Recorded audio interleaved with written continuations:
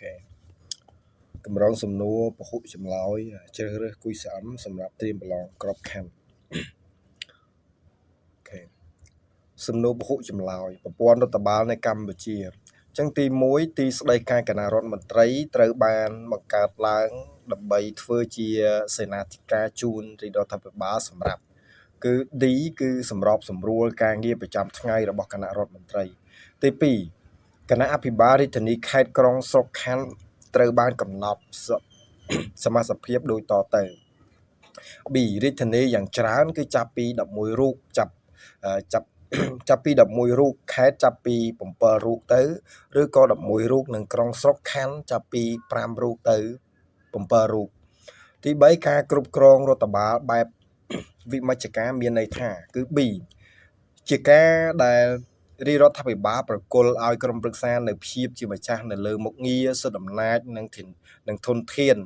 ការទទួលខុសត្រូវនិងធនធានបុគ្គលិកហិរញ្ញវត្ថុនិងទ្រព្យសម្បត្តិដើម្បីឆ្លើយតបសេចក្តីត្រូវការរបស់មូលដ្ឋានក្រុមប្រឹក្សាត្រូវមានគណនេយ្យភាពចំពោះប្រជាពលរដ្ឋមូលដ្ឋានលើបញ្ហាទាំងនោះទី4គ្រឹះស្ថានសាធារណរដ្ឋបាលត្រូវដឹកនាំដោយក្រុមប្រឹក្សាភិបាលមួយដែលជាអង្គការដឹកនាំខ្ពស់បំផុតនិងមានបេសកកម្មតម្រង់ទិសដៅការអនុវត្តត្រួតពិនិត្យសកម្មភាពការងាររបស់គ្រឹះស្ថានដែលត្រូវមានសមាជិកគឺ D គឺយ៉ាងតិចគឺ5រូបយ៉ាងច្រើន9រូបក្នុងករណីចាំបាច់អាចបន្ថែមទៅដល់11រូបទី5តើគ្រឹះស្ថានសាធារណរដ្ឋបាលត្រូវមាននាយកគ្រឹះស្ថានដើម្បីទទួលបន្ទុកដឹកនាំនិងគ្រប់គ្រងអភិវឌ្ឍប្រតិបត្តិដែលត្រូវតែងតាំងនិងបញ្ចប់ពីតំណែងដោយគឺ B បរិយាក្រិតតាមសំណើរបស់នាយករដ្ឋមន្ត្រីឬក៏ដោយអនុក្រឹត្យតាមសំណើរបស់ក្រសួងស្ថាប័នអាណាព្យាបាលបច្ចេកទេស6កំណែតម្រង់វិមជ្ឈការនិងវិសហមជ្ឈការបានចាប់ផ្ដើមអនុវត្តនៅកម្ពុជាឆ្នាំណាគឺ C 2002ទី7រដ្ឋបាលឃុំសង្កាត់ជាថ្នាក់រដ្ឋបាលដែនដីទាបបំផុតរបស់ព្រះរាជាណាចក្រកម្ពុជាដែលត្រូវគ្រប់គ្រងតាមនយោបាយវិមជ្ឈការទី8ក្រុមប្រឹក្សាឃុំសង្កាត់មានសមាជិកពី5រូបទៅដល់11រូបទី9អំណាចឆន្ទានុសិទ្ធិគឺជាគោលការណ៍មួយដែលផ្ដល់សិទ្ធិអំណាចឲ្យអាជ្ញាធររដ្ឋបាលក្នុងការសម្រេចកិច្ចការនានាស្របតាមឆន្ទៈផ្ទាល់ខ្លួនដើម្បីគឺ B នឹងដើម្បីធានាការប្រព្រឹត្តទៅនៃការងារប្រចាំថ្ងៃរបស់រាជការទី10បរិជាអាជ្ញាធររដ្ឋបាលសម្ដៅដល់គឺ C ព្រះមហាក្សត្រនាយករដ្ឋមន្ត្រីនិងអភិបាលរាជធានីខេត្តអភិបាលក្រុងស្រុកខណ្ឌនិងមេឃុំចៅសង្កាត់11នៅតាមរដ្ឋបាលក្រុងស្រុកខណ្ឌត្រូវបានកំណត់ឲ្យមានរចនាសម្ព័ន្ធរដ្ឋបាលដូចជាគឺ D ក្រុមប្រឹក្សាគណៈអភិបាលនាយករដ្ឋបាលនិងការិយាល័យនិងអង្គភាពផលិតកម្មទី12គ្រឹះស្ថានសាធារណរដ្ឋបាលគឺជានីតិបុគ្គលនៃនីតិសាធារណៈដែលទទួលបន្ទុកចម្បងនៅបេសកកម្មផ្នែកសេវាសាធារណៈជាអាតគឺ B សេវាមានលក្ខណៈរដ្ឋបាលសង្គមគិច្ចសុខាភិបាលវប្បធម៌អប់រំវិទ្យាសាស្ត្រនិងបច្ចេកទេសទី13រាជធានីខេត្តក្រុងស្រុកខណ្ឌត្រូវគ្រប់គ្រងតាមគោលការណ៍នៃរដ្ឋបាលឯកភាពតាមរយៈនយោបាយគឺ D វិមជ្ឈការនិងវិសហមជ្ឈការទី14ការបង្កើតក្រសួងត្រូវកំណត់ទៅដោយច្បាប់ទី15គណៈអភិបាលរាជធានីខេត្តក្រុងស្រុកខណ្ឌគឺជាអង្គវិមជ្ឈការដែលកើតឡើងតាមរយៈគឺ C ការចាត់តាំងសម្រាប់អាណត្តិការងារមិនលើសពី4ឆ្នាំទី16រដ្ឋមន្ត្រីដែលដឹកនាំក្រសួងមានសមត្ថកិច្ចគឺ C ចេញប្រកាសសេចក្តីសម្រេចសារ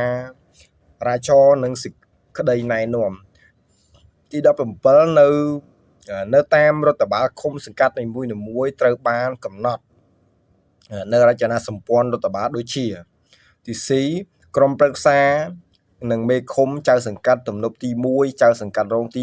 1ទំនប់ទី2ចៅសង្កាត់រងទី2 គណៈកម្មាធិការក្រុមប្រឹក្សាស្មៀននិងថ្នាក់ដឹកនាំភូមិទី18ទូនាទីនិងសិទ្ធិអំណាចរបស់ក្រុមប្រឹក្សារាជធានីខេត្តក្រុងស្រុកខណ្ឌគឺ C ជាតំណាងប្រជាពលរដ្ឋដែលទទួលខុសត្រូវក្នុងការគ្រប់គ្រងនិងចាត់ចែងរាល់កិច្ចការនានាក្នុងដែនសមត្ថកិច្ចរបស់ខ្លួនទី19ទឹកដីនៃប្រជាណាចក្រកម្ពុជាចែកចេញជាគឺ C រាជធានីខេត្តក្រុងស្រុកខណ្ឌនិងឃុំសង្កាត់ទី20គ្រឹះស្ថានសាធារណៈរដ្ឋបាលត្រូវបង្កើតឡើងដោយគឺ B ព្រះរាជក្រឹត្យនិងអនុក្រឹត្យទី21គណៈរដ្ឋមន្ត្រីជារដ្ឋាភិបាលនៃប្រជាណាចក្រកម្ពុជាដែលមានសមាជិកភាពគឺ B នាយករដ្ឋមន្ត្រីឧបនាយករដ្ឋមន្ត្រីទេសរដ្ឋមន្ត្រីនិងរដ្ឋមន្ត្រីទី22ក្រុមប្រឹក្សារាជធានីខេត្តក្រុងស្រុកខណ្ឌត្រូវបានកំណត់ដូចតទៅគឺ C ក្រុមប្រឹក្សារាជធានីភ្នំពេញមិនលើសពី27រូបក្រុមប្រឹក្សាខេត្ត15រូបទៅដល់27រូបនិងក្រុមប្រឹក្សាក្រុងស្រុកខណ្ឌ11រូបទៅដល់21រូបទី23មជ្ឈការគឺជាប្រព័ន្ធរដ្ឋបាលដែរគឺ D អំណាចទាំងអស់ដែលស្ថិតនៅក្នុងដៃរបស់អំណាចកណ្ដាលទី24តួអង្គសំខាន់ក្នុងអភិបាលកិច្ចល្អមានដូចជាស្ថាប័នរដ្ឋផ្នែកឯកជននិងសង្គមស៊ីវិលសំណួរទី25គោលការណ៍នៃអភិបាលកិច្ចល្អមានចំនួន9 26គណៈអភិបាលរាជធានីខេត្តក្រុងស្រុកខណ្ឌត្រូវបានកំណត់តួនាទីភារកិច្ចដូចតទៅគឺ D ការធ្វើការស្រាវជ្រាវដើម្បីផ្ដល់យោបល់ជូនក្រុមប្រឹក្សាអំពីកិច្ចការនានានិងជាតំណាងក្រសួងស្ថាប័នរបស់រាជរដ្ឋាភិបាលក្នុងការណែនាំសម្របសម្រួលតម្រង់ទិសដល់មន្ទីរអង្គភាពខ្សែបណ្ដោយរបស់ក្រសួងស្ថាប័ននានានិងទីភ្នាក់ងារនានារបស់រាជរដ្ឋាភិបាលដែលធ្វើសកម្មភាពក្នុងដែនសមត្ថកិច្ចរបស់ក្រុមប្រឹក្សាសំណួរទី27គណៈអភិបាលរាជធានីខេត្តក្រុងស្រុកខណ្ឌមានចំនួនគឺ B រាជធានីភ្នំពេញយ៉ាងច្រើន11រូបខេត្ត7រូបទៅដល់11រូបនិងក្រុងស្រុកខណ្ឌគឺ5ទៅដល់7រូបទី28ការគ្រប់គ្រងរដ្ឋបាលតាមបែបវិមជ្ឈការមានន័យថាគឺសំដៅ C ជាការដែលរាជរដ្ឋាភិបាលឬក្រសួងស្ថាប័នធ្វើប្រតិភូតកម្មមុខងារសិទ្ធិអំណាចនិងធនធានទៅឲ្យអង្គភាពក្រមបង្គាប់ឬទៅឲ្យក្រុមប្រឹក្សាប្រភេទណាមួយដើម្បីអនុវត្តក្នុងនាមរៀបរាប់ក្នុងនាមរាជរដ្ឋាភិបាលឬក៏ក្រសួងស្ថាប័ននោះទី29ករណីមានវិវាទសមត្ថកិច្ចរវាងក្រសួង2ឬច្រើនក្រសួងស្ថាប័នមានសិទ្ធិពិនិត្យនិងសម្រេចគឺ B គណៈរដ្ឋមន្ត្រីទី30ការរៀបចំនិងការប្រព្រឹត្តទៅរបស់ក្រសួងចាប់ពីថ្នាក់នាយកដ្ឋានឡើងត្រូវកំណត់ទៅដោយអនុក្រឹត្យទី36រាជធានីខេត្តក្រុងស្រុកខណ្ឌត្រូវគ្រប់គ្រងតាមរយៈនយោបាយគឺ C វិមជ្ឈការនិងវិសហមជ្ឈការសំណួរទី32ការបង្កើតនិងការលុបចោលការកែតម្រង់ព្រំប្រទល់និងការកំណត់ឈ្មោះខេត្តត្រូវសម្រេចទៅដោយគឺព្រះរាជក្រឹត្យ36ការបង្កើតនិងការលុបចោលការកែប្រែព្រំប្រទល់និងការកំណត់ឈ្មោះក្រុងស្រុកខណ្ឌត្រូវសម្រេចទៅដោយអនុក្រឹត្យ34ការអភិវឌ្ឍតាមបែបប្រជាធិបតេយ្យមានចំនួន8ចំណុច35ក្រុមប្រឹក្សារាជធានីខេត្តក្រុងស្រុកខណ្ឌត្រូវជ្រើសរើសទៅដោយសមាជិកក្រុមប្រឹក្សាឃុំសង្កាត់36ការបោះឆ្នោតជ្រើសរើសក្រុមប្រឹក្សារាជធានីខេត្តក្រុងស្រុកខណ្ឌត្រូវអនុវត្តតាមប្រព័ន្ធគឺប្រព័ន្ធបោះឆ្នោតសមមាត្រ37ក្រុមប្រឹក្សារាជធានីខេត្តក្រុងស្រុកខណ្ឌមានអាណត្តិចំនួន5ឆ្នាំ36ក្រុមប្រឹក្សារាជធានីខេត្តក្រុងស្រុកខណ្ឌមានសិទ្ធិអំណាចធ្វើសេចក្តីសម្រេចគឺ C ខាងបញ្ញត្តិនិងខាងប្រតិបត្តិទី39ក្រុមប្រឹក្សារាជធានីខេត្តក្រុងស្រុកខណ្ឌត្រូវមានគណនេយ្យភាពចំពោះគឺ D រាជរដ្ឋាភិបាលនិងប្រជាពលរដ្ឋសំណួរទី40វិធានខាងផ្លូវច្បាប់ដែលអនុម័តទៅដោយក្រុមប្រឹក្សាគឺជាដីកាទី40ក្រុមប្រឹក្សារាជធានីខេត្តក្រុងស្រុកខណ្ឌត្រូវប្រជុំសាមញ្ញជារៀងរាល់ឆ្នាំយ៉ាងហោចណាស់ចំនួន12ដងទី42ក្រុមប្រឹក្សារាជធានីខេត្តក្រុងស្រុកខណ្ឌមានកាតព្វកិច្ចរៀបចំឲ្យមាន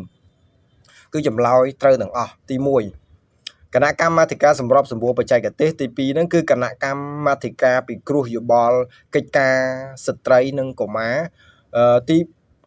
ចុងក្រោយគេនេះគឺគណៈកម្មាធិការលទ្ធកម្ម43ការបង្កើតនិងការរៀបចំនិងការប្រព្រឹត្តទៅនៃគណៈកម្មាធិការសម្របសម្រួលបច្ចេកទេសត្រូវកំណត់ទៅដោយអនុក្រឹត្យ44ការរៀបចំនិងការប្រព្រឹត្តទៅនៃគណៈកម្មាធិការពិគ្រោះយោបល់កិច្ចការងារស្ត្រីនិងកុមារត្រូវបានកំណត់ទៅដោយប្រកាសក្រសួងមហាផ្ទៃទី45ការបង្កើតការរៀបចំនិងការប្រព្រឹត្តទៅ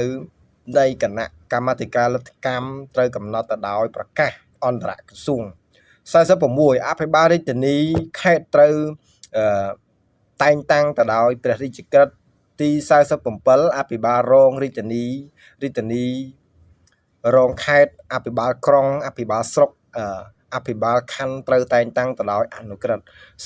48អភិបាលរងក្រុងអភិបាលរងស្រុកអភិបាលរងខណ្ឌត្រូវតែងតាំងទៅដោយប្រកាស49អភិបាលនិងអភិបាលរងខេត្តអភិបាលរងរាជធានីខេត្តក្រុងស្រុកខណ្ឌគឺ C មិនមែនជាសមាជិកក្រុមប្រឹក្សាទី50ក្នុងតួនាទីជាតំណាងរាជរដ្ឋាភិបាលក្រសួងស្ថាប័ននានារបស់រាជរដ្ឋាភិបាលអភិបាលត្រូវមានគណនេយ្យភាពចំពោះគឺ C រាជរដ្ឋាភិបាលក្រសួងមហាផ្ទៃនិងក្រសួងស្ថាប័ននានាទី51អភិបាលនិងអភិបាលរងមានអាណត្តិការងារមិនលើសពី4ឆ្នាំទី52បុគ្គលិកក្រុមប្រឹក្សាគឺជាបុគ្គលិករបស់ក្រុមប្រឹក្សាដែលបានតែងតាំងទៅដោយក្រុមប្រឹក្សាឬក៏ជាបុគ្គលិកដែលតែងតាំងឲ្យទៅបំពេញការងារជាមួយក្រុមប្រឹក្សាឬជាបុគ្គលិកដែលត្រូវបានរៀបចំឡើងវិញទៅឲ្យក្រុមប្រឹក្សាស្របទៅតាមបទបញ្ញត្តិនៃច្បាប់ទី53បុគ្គលិកក្រុមប្រឹក្សាត្រូវស្ថិតនៅក្រោមការគ្រប់គ្រងនិងការត្រួតពិនិត្យក្នុងនាមក្រុមប្រឹក្សារបស់ខ្លួនដោយ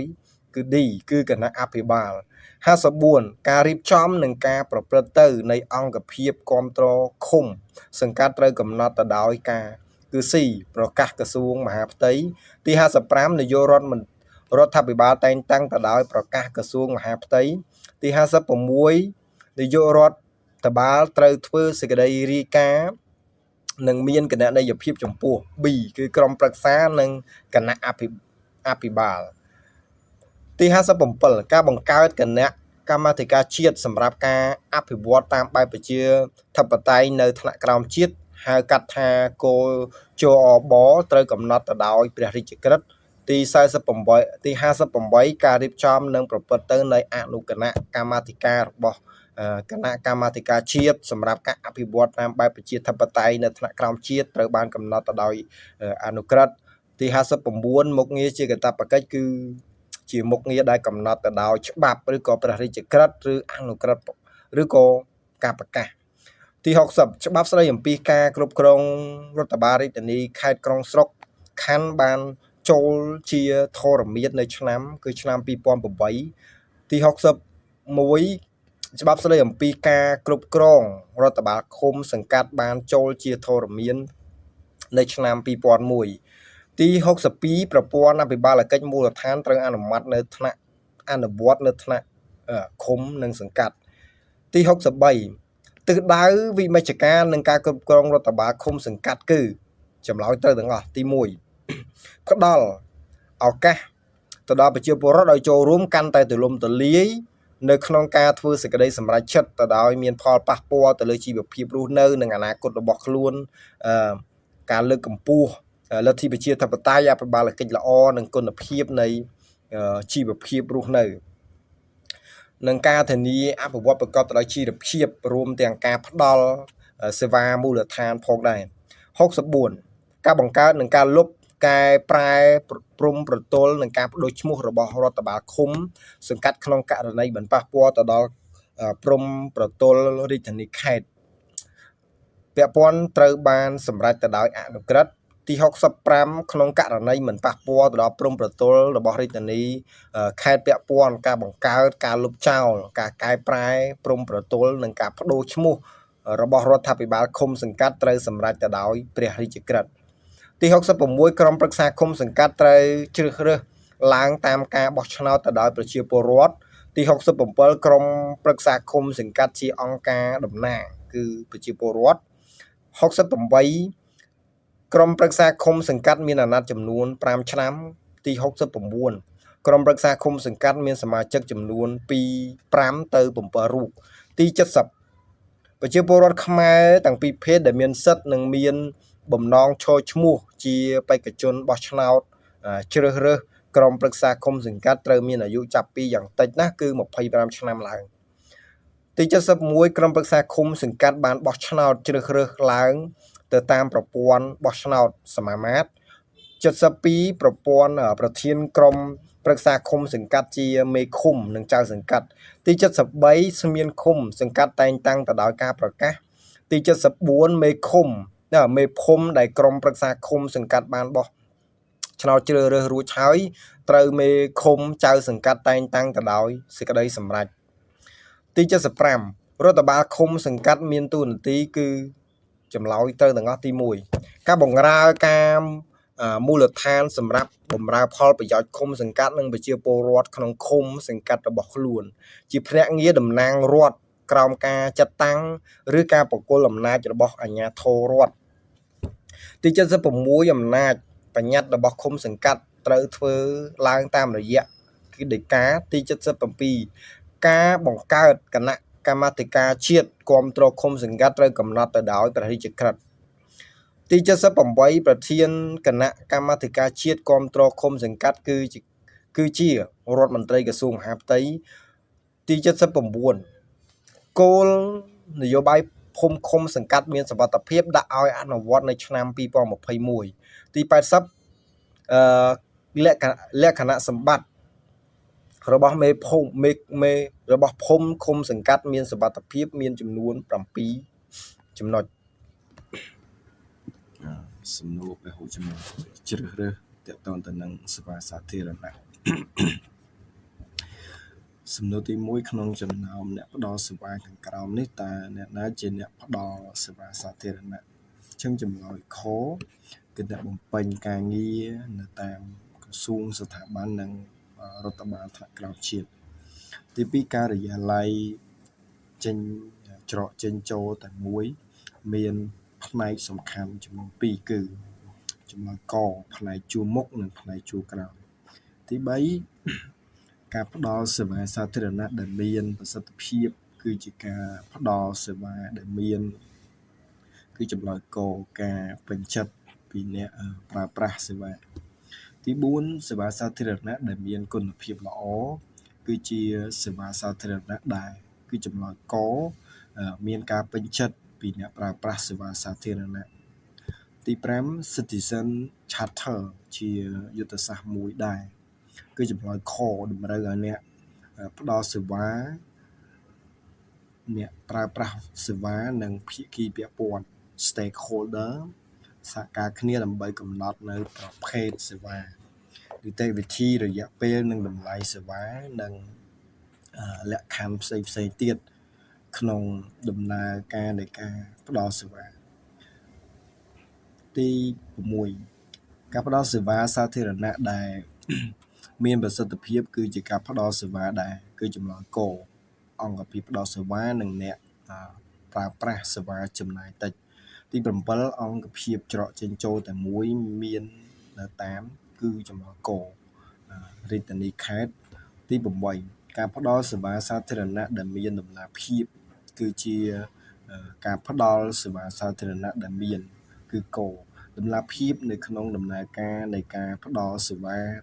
ការពន្យល់ច្បាស់លាស់អំពីដំណើរការនៃការផ្ដល់សេវាជូនអ្នកប្រើប្រាស់សេវានិងងាយស្រួលក្នុងការទទួលបាននូវព័ត៌មានដែលពាក់ព័ន្ធទៅនឹងការផ្ដល់សេវាទី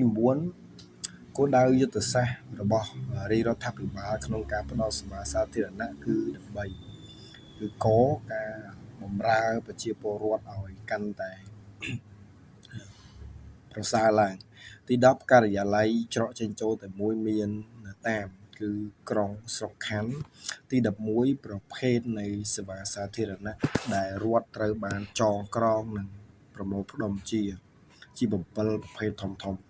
ទី12គោល នយោបាយស្ដីពីការផ្ដល់សេវាសាធារណៈអនុម័តទៅដោយគណៈរដ្ឋមន្ត្រីនៅថ្ងៃទី5 ឧសភា 2006 ទី 13 ប្រធានការិយាល័យប្រជាពលរដ្ឋគឺជាតំណាងគឺចម្លើយកអព្យាក្រឹតរបស់ប្រជាពលរដ្ឋ ទី 14 ប្រធានការិយាល័យប្រជាពលរដ្ឋត្រូវធ្វើសេចក្តីរាយការណ៍2 ដងក្នុងមួយឆ្នាំជូនទៅគឺចម្លើយខគណៈកម្មាធិការបោះឆ្នោតជ្រើសរើសប្រធានការិយាល័យប្រជាពលរដ្ឋ ទី 15 ប្រធានអនុប្រធានការិយាល័យប្រជាពលរដ្ឋរាជធានីខេត្តត្រូវជ្រើសរើសឡើងតាមរយៈការបោះឆ្នោតដោយគឺគណៈកម្មាធិការបោះឆ្នោតជ្រើសរើសប្រធានអនុប្រធានការិយាល័យប្រជាពលរដ្ឋរាជធានីខេត្ត ទី 16 ប្រធានអនុប្រធានការិយាល័យប្រជាពលរដ្ឋរាជធានី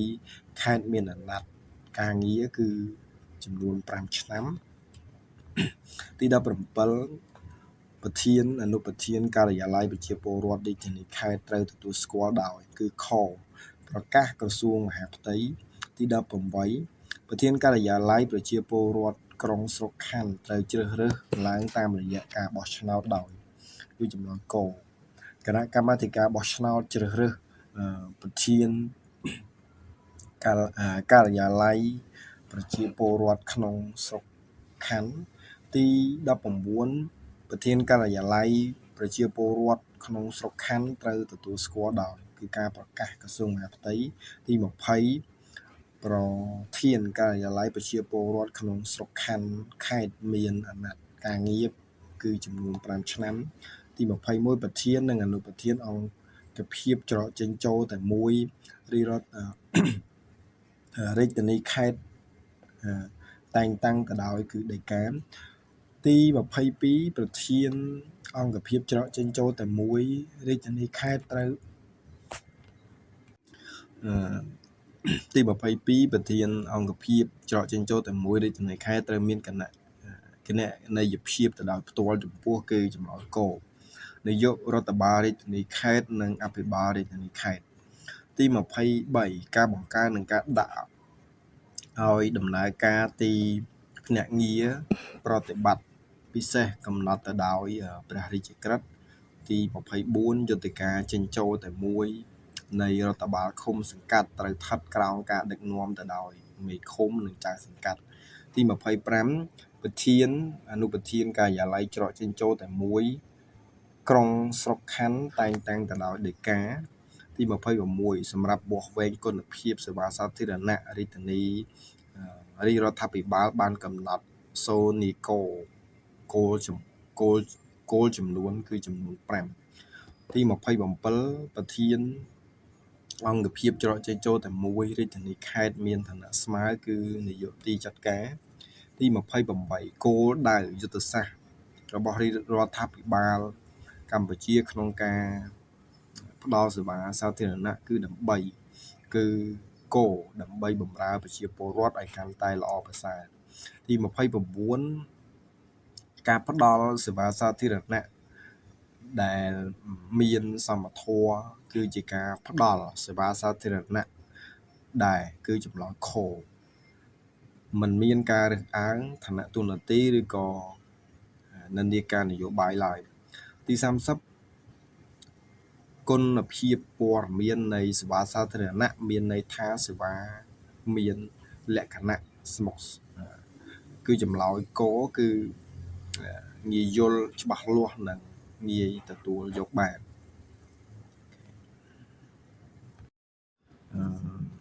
តើតើទៅនឹងយុទ្ធសាស្ត្របញ្ចកោណដំណាក់កាលទី 1 សំណួរទី 1 សរសេរស្តម្ភសំខាន់របស់សមាគមប្រជាជាតិហៅកាត់ថាអាស៊ានសម្រាប់អនុវត្តពីឆ្នាំ 2015 ទៅមានប៉ុន្មានអ្វីខ្លះចម្លើយគឺមាន 3 ទី 1 សមាគមសន្តិសុខនយោបាយសមាគមសេដ្ឋកិច្ចនិងសមាគមវប្បធម៌សង្គមវប្បធម៌ទី 2 យុទ្ធសាស្ត្របញ្ចកោណដំណាក់កាលទី 1 គឺជាយុទ្ធសាស្ត្រអភិវឌ្ឍសង្គមសេដ្ឋកិច្ចរយៈពេលវែងដែលនឹងត្រូវអនុវត្តជា5ដំណាក់កាលសម្រាប់រយៈពេល25ឆ្នាំទៅមុខតើយុទ្ធសាស្ត្រនេះមានបញ្ចកោណទី 2 ផ្ដោតទៅលើអ្វីនិងមានមុំអ្វីខ្លះចម្លើយគឺបញ្ចកោណទី 2 ផ្ដោតទៅលើពិធី ដ្ឋកម្មសេដ្ឋកិច្ចនិងការបង្កើតភាពប្រកួតប្រជែងដែលមុំទី1ការអភិវឌ្ឍវិស័យកន្លឹះនិងប្រភេទថ្មីនៃកំណើនសេដ្ឋកិច្ចមុំទី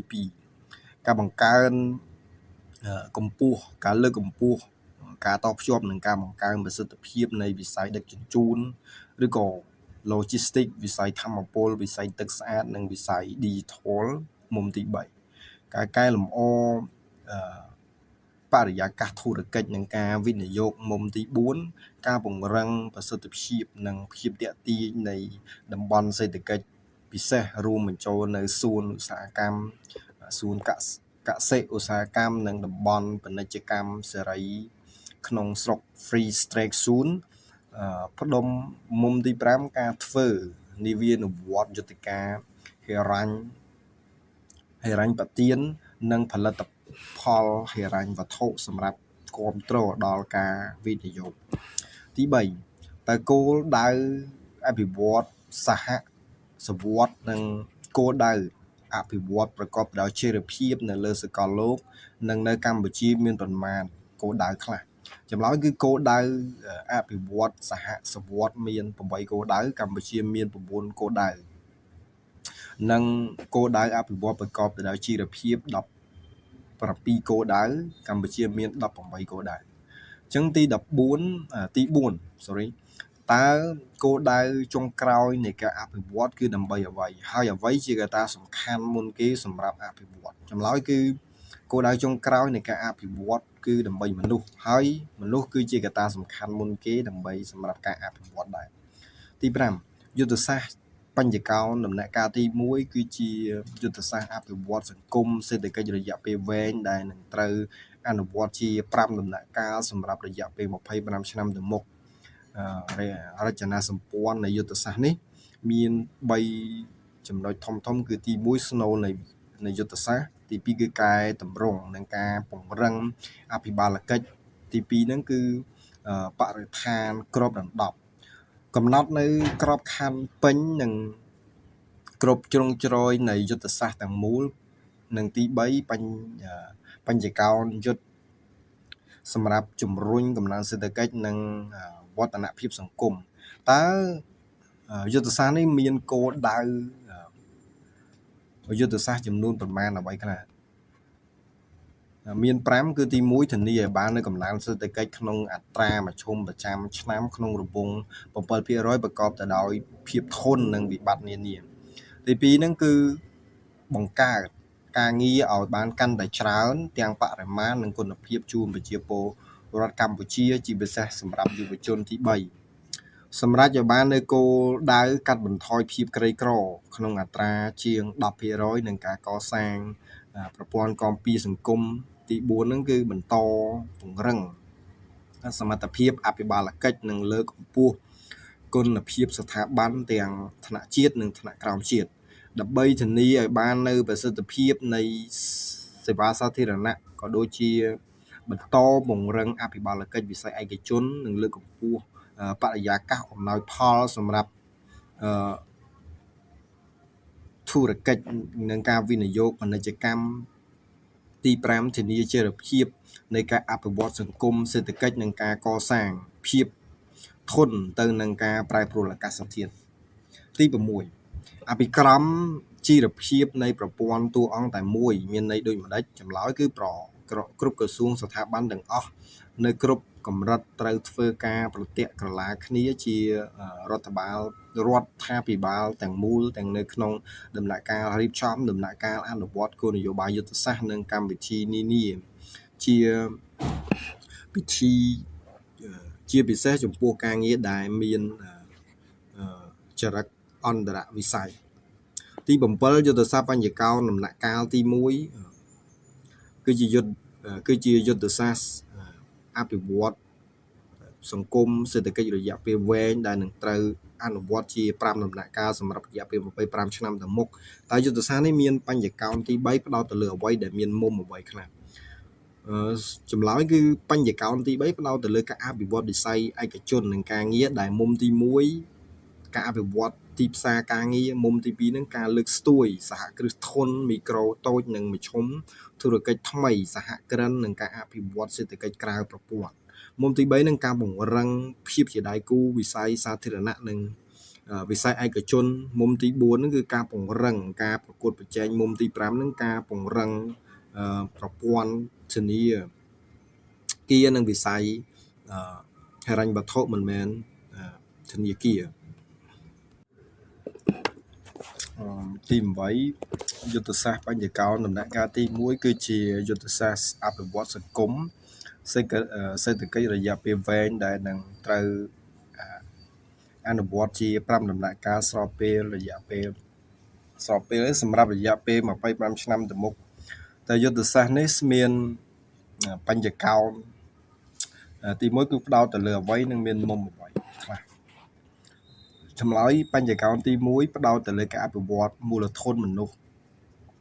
ដែលមុំទី1នឹងការពង្រឹងគុណភាពវិស័យអប់រំកីឡា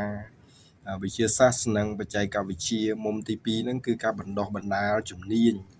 បច្ចេកទេសមុំទី3ការលើកកម្ពស់សុខភាពនិងសុខុមាលភាពប្រជាជនមុំទី4ហ្នឹងគឺការពង្រឹងប្រព័ន្ធគាំពារសង្គមនិងប្រព័ន្ធស្បៀងមុំទី5ការ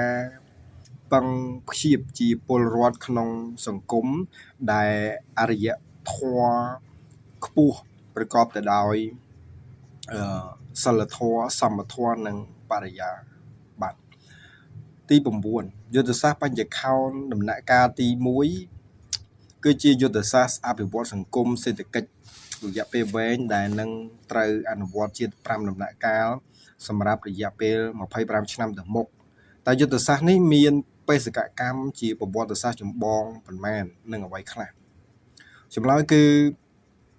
មានបេសកកម្មជាប្រវត្តិសាស្ត្រចម្បងចំនួន2ទី1គឺរក្សាចលនាការនៃសន្តិភាពកំណើនសេដ្ឋកិច្ចនិងការអភិវឌ្ឍទី2គឺការកសាងនិងពង្រឹងមូលដ្ឋានគ្រឹះសម្រាប់ជំរុញសន្ទុះនៃការអភិវឌ្ឍប្រទេសជាតិតាមរយៈការកសាងភាពធន់នៃវិស័យទាំង5រួមមានភាពធន់នៃវិស័យសាធារណៈវិស័យសេដ្ឋកិច្ចនិងវិស័យហិរញ្ញវត្ថុវិស័យមូលធនមនុស្សនិងសង្គមនិងភាពធន់នៃវិស័យបរិស្ថាននិងការឆ្លើយតបនឹងការប្រែប្រួលអាកាសធាតុទី10គឺយុទ្ធសាស្ត្របញ្ញកោណដំណាក់កាលទី1គឺជាយុទ្ធសាស្ត្រអភិវឌ្ឍសង្គមសេដ្ឋកិច្ចរយៈពេលវែងដែលនឹងត្រូវអនុវត្តជា5ដំណាក់កាលរយៈពេលសម្រាប់រយៈពេល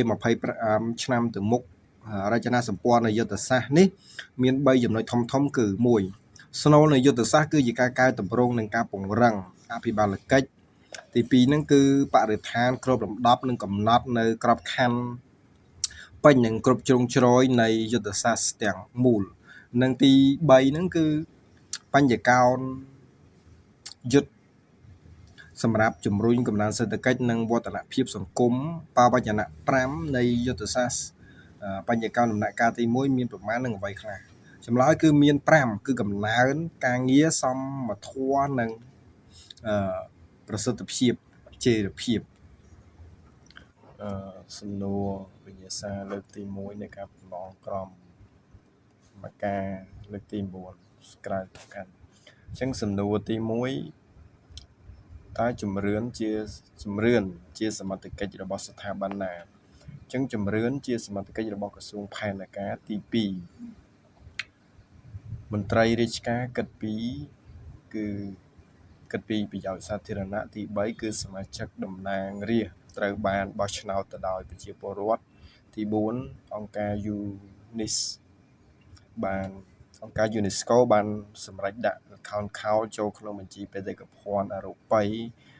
មនុស្សជាតិនៅថ្ងៃទី28វិច្ឆិកា2018ទី5ប្រព័ន្ធច្បាប់នៅប្រទេសកម្ពុជាត្រូវបំផ្លាញចោលទាំងស្រុងនៅឆ្នាំណាគឺកឆ្នាំ1975ទៅដល់1979 ទី6គុណធម៌ទាំង4ខាងក្រោមនេះតើគុណធម៌ណាមួយសំខាន់ជាងគេជាងចម្លើយខគឺយុត្តិធម៌ទី7តើផ្កាអ្វីដែលតំណាងឲ្យប្រទេសកម្ពុជាគឺផ្ការំដួលទី10ទី8បដិឧស្សាហកម្មទី4អញ្ចឹងបដិឧស្សាហកម្មទី4គឺការប្រើបច្ចេកវិទ្យាសម័យទំនើបទី9ដោយមានបញ្ហាប្រឈមនឹងការរាតត្បាតជំងឺ Covid-19 នៅពេលអនាគតដ៏ខ្លីខាងមុខនេះបច្ចេកវិទ្យាគឺចំណងកជំនួយការងារអ្វីៗគ្រប់យ៉ាងទី10ចិត្តលំអៀងព្រោះស្រឡាញ់ជាផ្នែកណាមួយនៃធម៌គឺខមេត្តាធម៌ទី11តើស្ថាប័នមួយណាដែលមានតួនាទីក្នុងការចរចាធ្វើទំនាក់ទំនងពាណិជ្ជកម្មនិងសហប្រតិបត្តិការគឺចម្លើយខរាជរដ្ឋាភិបាលទី12សិទ្ធិដែលតំណាងឲ្យកម្ពុជាគឺចម្លើយកសិទ្ធិគោព្រៃសំណួរទី13មន្ត្រីរាជការស៊ីវិលគឺចម្លើយកអនុវត្តគោលនយោបាយសាធារណៈទី14របៀបសំពះខ្មែរមានចំនួន5មានដូចជាត្រឹមចិញ្ចើមត្រឹមថ្ងាសត្រឹមមាត់និងដើមទ្រូងទី15តើពណ៌ស៊ីលៀបគេប្រើនៅថ្ងៃណាគឺនៅថ្ងៃពុធទី16ពុទ្ធសករាជកំណត់នៅពេលគឺនៅពេលដែលព្រះពុទ្ធចូលបរិនិព្វានទី17តើប្រាសាទសម្បូរព្រៃគុកកសាងដោយស្ដេចអង្គណាគឺកសាងដោយស្ដេចឥន្សានវរ្ម័នព្រះបាទឥន្សានវរ្ម័ន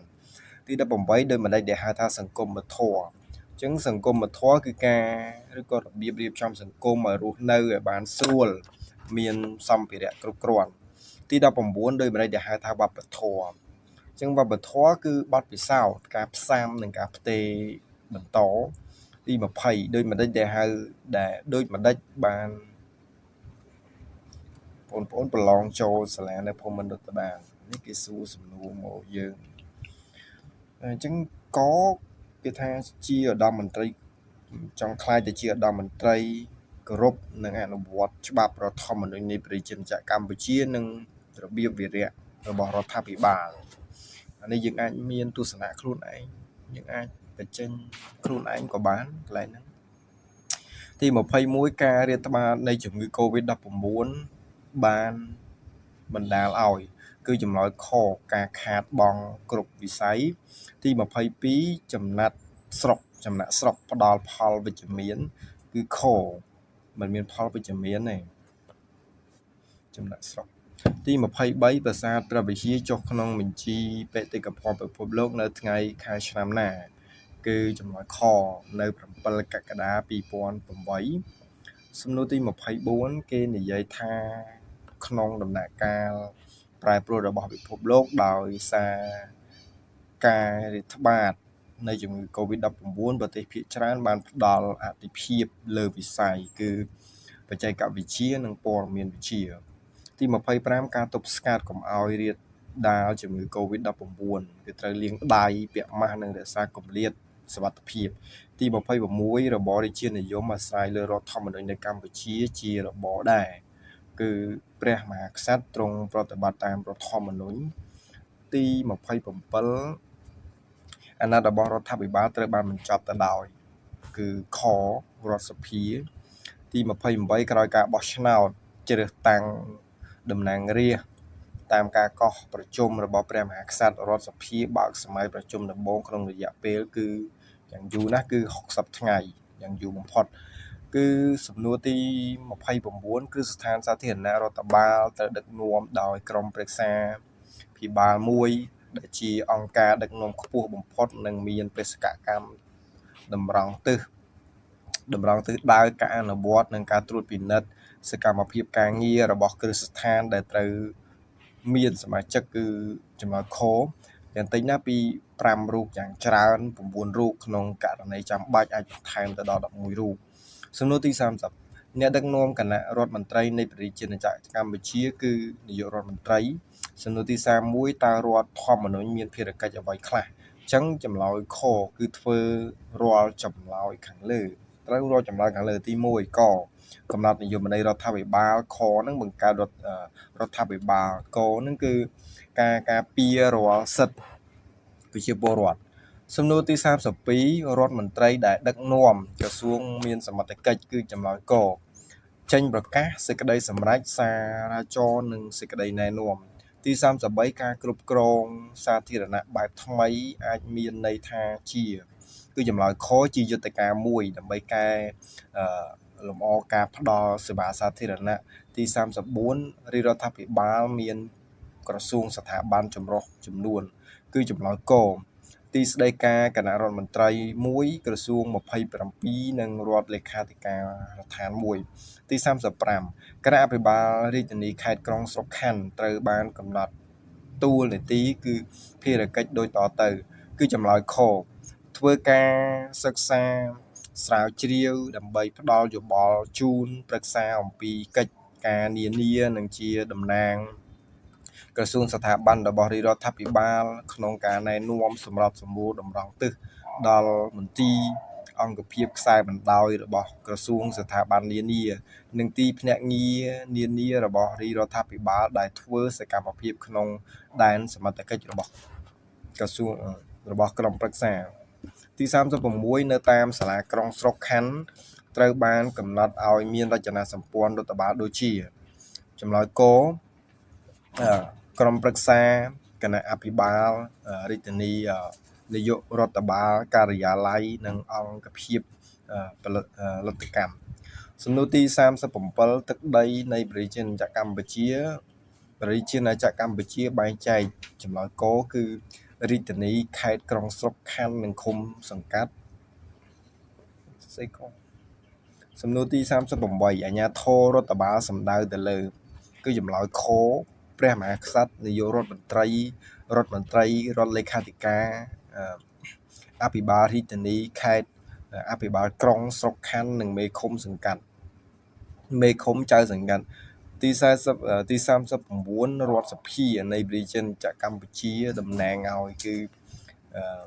អធិបតេយ្យប្រជាជន40ភាពខុសគ្នារវាងរដ្ឋាភិបាលសាធារណៈនិងឯកជនគឺទំហំនៃឧបសគ្គខាងផ្លូវច្បាប់និងនយោបាយក្នុងការធ្វើសេចក្តីសម្រេចចិត្តទី41តើការពង្រឹងសមត្ថភាពគ្រប់វិស័យសាធារណៈដែលបានកំណត់ក្នុងយុទ្ធសាស្ត្រចតុកោណដំណាក់កាលទី4សង្កត់ធ្ងន់ទៅលើចំណុចអ្វីខ្លះជាងចម្លើយខុសគឺការរៀបចំក្របខ័ណ្ឌច្បាប់និងលិខិតបទដ្ឋានគតិយុត្តហេដ្ឋារចនាសម្ព័ន្ធក្របខ័ណ្ឌអភិវឌ្ឍធនធានមនុស្សនិងការជំរុញការប្រើប្រាស់បច្ចេកវិទ្យាព័ត៌មានទី42យោងតាមច្បាប់ស្តីអំពីសហលក្ខន្តិកៈមន្ត្រីរាជការស៊ីវិលបានកំណត់ថាមន្ត្រីរាជការស៊ីវិលគឺចំណោទគោលតម្រូវឲ្យអព្យាក្រឹតពីនយោបាយទី43មន្ត្រីក្រមការសម្ដៅដល់គឺគោគ្រប់គ្រងទៅដល់មន្ត្រីគ្រប់គ្រងទី44ក្នុងក្របខ័ណ្ឌច្បាប់បច្ចុប្បន្នមន្ត្រីក្របខ័ណ្ឌចូលនិវត្តន៍នៅអាយុចាប់ពី60ឆ្នាំ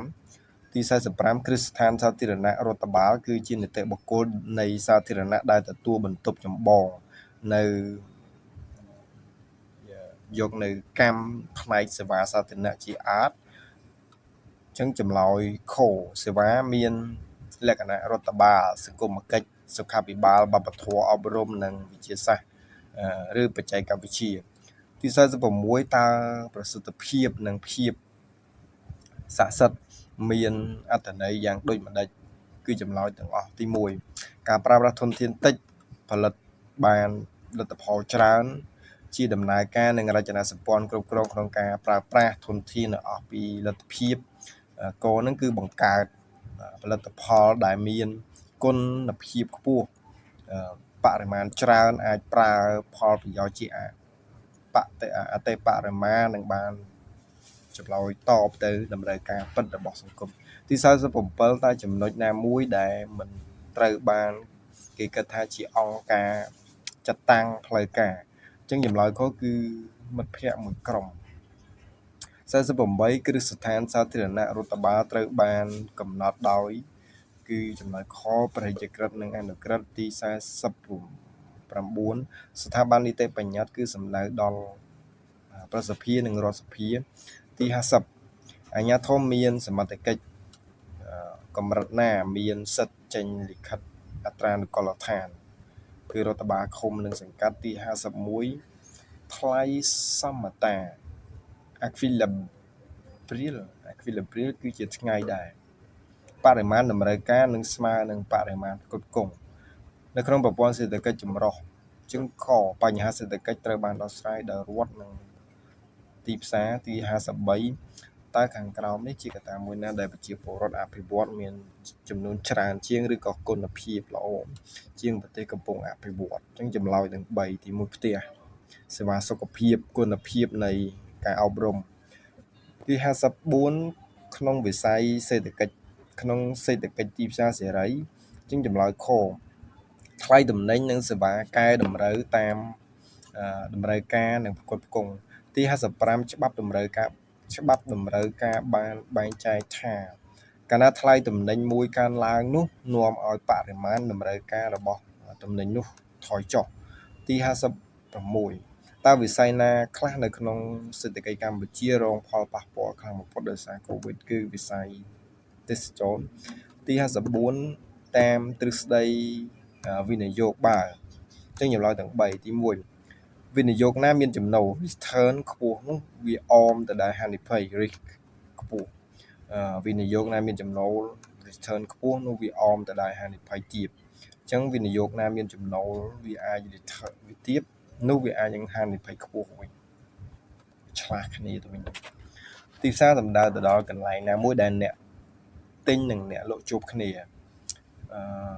បើថ្លៃរបស់ទំនិញ A កើនឡើងធ្វើឲ្យបរិមាណតម្រូវការនៃទំនិញ B កើនឡើងនោះទំនិញ B គឺជាទំនិញជំនួសទី60ក្នុងទីផ្សារងងឹត underground economy of black market មានការដោះដូរទំនិញគ្នាដោយខុសច្បាប់នៅកម្រិតថ្លៃទីផ្សារទី61កំណើនផលិតភាពពលកម្មគឺជាអត្រាកំណើននៃផលិតកម្មនៅក្នុងមួយនាក់ទី62តើពន្ធផ្ទាល់ជាអ្វីអញ្ចឹងខជាប្រភេទពន្ធដែលមានកម្មវត្ថុជាការប្រើប្រាស់តំណែងឬក៏សេវា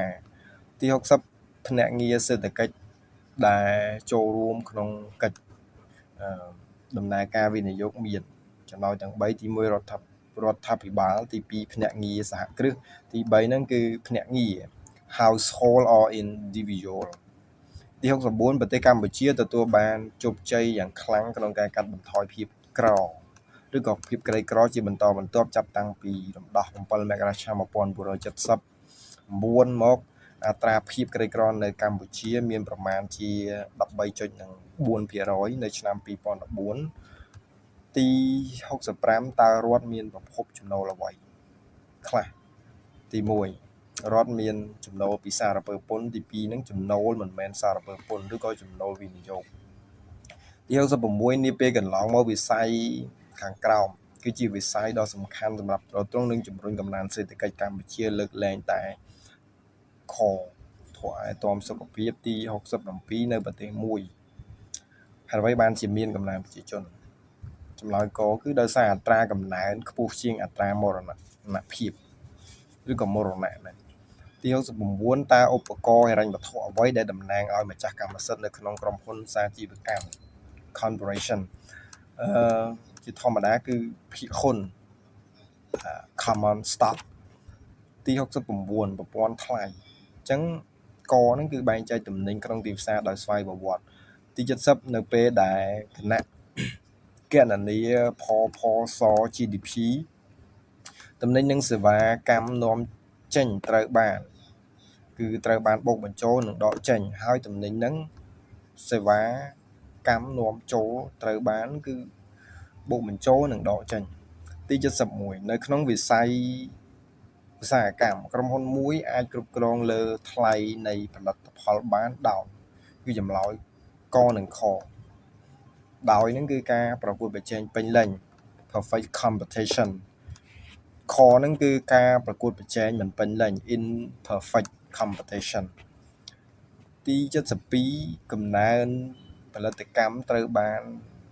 ឲ្យនិយមន័យថាជាអត្រានៃកំណើននៃផលិតកម្មគឺចម្លើយខ នៃសេដ្ឋកិច្ចទាំងមូល73តម្លៃឱកាស opportunities cost របស់តំណែងមួយសំដៅទៅដល់បរិមាណនៃតំណែងមួយដែលត្រូវបានបោះបង់ត្រូវបានលះបង់ដើម្បីទទួលបានតំណែងមួយទៀតទី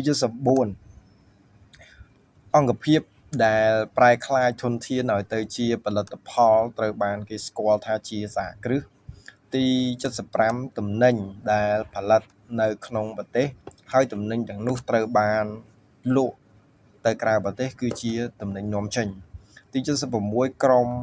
ងនិងរាជធានីរបស់ប្រជាជាតិប្រទេសកម្ពុជាណាខ្លះដែលត្រូវជ្រើសរើសចូលជាបណ្ដានៃទីក្រុងឆ្លាតវៃរបស់អាស៊ានឬក៏ Asian Smart Cities Network មានដូចជាបាត់ដំបងរាជធានីភ្នំពេញនិងសៀមរាបទី77គោលដៅណាមួយក្នុងចំណោមគោលដៅខាងក្រោមនេះដែលមិនស្ថិតនៅក្នុងគោលដៅអភិវឌ្ឍប្រកបទៅដោយនិរន្តរភាព SDG របស់អង្គការសហប្រជាជាតិចម្លើយខគឺប្រយុទ្ធប្រឆាំងនឹងជំងឺអេដគ្រុនចាញ់និងជំងឺឆ្លងដទៃទៀតសំណួរទី78តើអង្គការពាណិជ្ជកម្មពិភពលោក WTO ត្រូវបានបង្កើតឡើងនៅឆ្នាំណាហើយមានលេខាធិការដ្ឋាននៅទីក្រុងណាគឺបង្កើតនៅក្នុងឆ្នាំ1995នៅទីក្រុងហ្សឺណែវទី79តើលេខាធិការអាស៊ានត្រូវបានបង្កើតឡើងនៅឆ្នាំណាគឺឆ្នាំ1976ទី280ប្រទេសណាដែលជាដៃគូអភិវឌ្ឍរបស់អាស៊ានគឺអាល្លឺម៉ង់ទី81ប្រទេសស្ថាបនិកនៃមហាអនុតំបន់ទន្លេមេគង្គមានចំនួនប្រមាណគឺមានចំនួន6ប្រទេសទី82តើសមាគមប្រជាជាតិអាស៊ីអាគ្នេយ៍ឬក៏អាស៊ាននឹងត្រូវបានបង្កើតឡើងនៅឆ្នាំណាគឺឆ្នាំ1967ទី83ប្រទេសស្ថាបនិកនៃមហាអនុតំបន់ទន្លេមេគង្គមានដូចជាចម្លើយកហ្នឹងកម្ពុជាឡាវវៀតណាមថៃមីយ៉ាន់ម៉ាចិនទី84សមាគមអាស៊ានត្រូវបានបង្កើតឡើងជាផ្លូវការនៅឆ្នាំណាគឺនៅថ្ងៃទី8ខែសីហាឆ្នាំ1967ទី85ប្រទេសណាដែលមិនមែនជាដៃគូយុទ្ធសាស្ត្ររបស់អាស៊ានចម្លើយកគឺប្រទេសកាណាដាសំណួរទី86តើអង្គការសហប្រជាជាតិមានទីស្នាក់ការកណ្ដាលនៅឯណាគឺចម្លើយខញូវយ៉កទី87តើអង្គការសិទ្ធិមនុស្សរបស់អាស៊ាន AICAO មានឈ្មោះពេញជាភាសាខ្មែរជាអ្វីចម្លើយខគឺអង្គការគឺគណៈកម្មាធិការអន្តររដ្ឋាភិបាលអាស៊ានស្ដីពីសិទ្ធិមនុស្សទី88តើសង្គ្រាមត្រជាក់ត្រូវបានបញ្ចប់នៅឆ្នាំណាគឺនៅឆ្នាំ1991ទី89តើក្រុមប្រឹក្សាសន្តិសុខអង្គការសហប្រជាជាតិមានសមាជិកអចិន្ត្រៃយ៍ប្រមាណប្រទេសគឺចម្លើយខចំនួន5ប្រទេសសំណួរទី90តើកម្ពុជាចូលជាសមាជិកអាស៊ាននៅថ្ងៃខែឆ្នាំណាគឺនៅថ្ងៃទី30ខែមេសាឆ្នាំ1999ទី91តើចំណុចណាមួយដែលមិនមែនជាសសរស្តម្ភទាំង3របស់សមាគមអាស៊ានសមាគមព័ត៌មានវិទ្យានិងការស្រាវជ្រាវអាស៊ានទី92ប្រទេសកម្ពុជានឹងត្រូវមានបេក្ខជនធ្វើជាអគ្គលេខាធិការអាស៊ាននៅឆ្នាំណាគឺនៅឆ្នាំ2023ទី93ប្រទេសណាមួយដែលមិនមែនជាសមាជិករបស់ក្រុមប្រទេសដែលមានខឿនឧស្សាហកម្មខ្ពស់បំផុតទាំង7 G7 គឺចិនទី94តែប្រទេសកម្ពុជាបានធ្វើជាម្ចាស់ផ្ទះរៀបចំកិច្ចប្រជុំកំពូលអាស៊ានបានប្រមាណដងត្រឹមឆ្នាំ2022ចំនួន3ដងទី95តើប្រទេសណាដែលមិនមែនជាសមាជិកអចិន្ត្រៃយ៍ក្រុមប្រឹក្សាសន្តិសុខអង្គការសហជាតិគឺចម្លើយខជប៉ុនសំណួរទី96តើប្រទេសបូតង់ស្ថិតនៅក្នុងតំបន់ណាគឺចម្លើយខអាស៊ីខាងត្បូងទី97តើមាត្រាណានៃរដ្ឋធម្មនុញ្ញកម្ពុជាបច្ចុប្បន្នដែលចែងពីបន្ទាត់គោលនយោបាយការបរទេសនៃប្រជាណាចក្រកម្ពុជាគឺជាកមាត្រាទី52និង53សំណួរទី89តើប្រទេសអាស៊ានបុក3មានប្រទេសណាខ្លះគឺចម្លើយខកូរ៉េត្បូងចិននិងជប៉ុនសំណួរទី99តើអង្គការសិទ្ធិសន្ធិសញ្ញាអាត្លង់តិកខាងជើង NATO ត្រូវបានបង្កើតឡើងនៅឆ្នាំណាមានសមាជិកប៉ុន្មានប្រទេសហើយមានលេខាធិការដ្ឋាននៅទីក្រុងណាគឺចម្លើយខ1949មាន30ប្រទេសនៅទីក្រុងBrussels ទី100តើសហភាពអឺរ៉ុបបច្ចុប្បន្នមានសមាជិកប៉ុន្មានប្រទេសមានលេខាធិការដ្ឋាននៅទីក្រុងណាប្រទេសណាគឺចម្លើយកមានចំនួន27ប្រទេសនៅទីក្រុង Brussels ប្រទេស Basic